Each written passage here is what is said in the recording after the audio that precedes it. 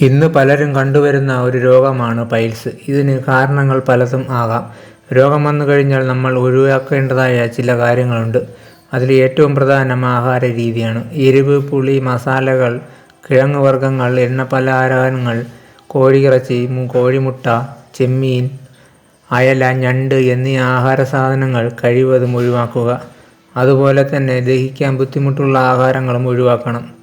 കാപ്പി കുടിക്കുന്നത് ഒഴിവാക്കുക. ചില മരുന്നുകൾ മലശോധന ഉണ്ടാക്കാറുണ്ട്. ഇത്തരം മരുന്നുകളുടെ ഉപയോഗം കുറയ്ക്കുക.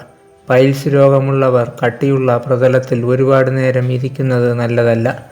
ധാരാളം വെള്ളം കുടിക്കുന്നത് ഇവർക്ക് നല്ലതാണ്.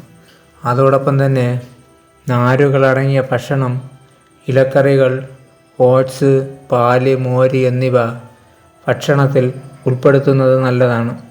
അമിതഭാരം കുറയ്ക്കുകയും ശരിയായ വ്യായാമം ചെയ്യുകയും ചെയ്യുന്നത് നല്ലതാണ്. അതുപോലെ തന്നെ കൃത്യമായ ആഹാരം കൃത്യമായ സമയത്ത് കഴിക്കണം.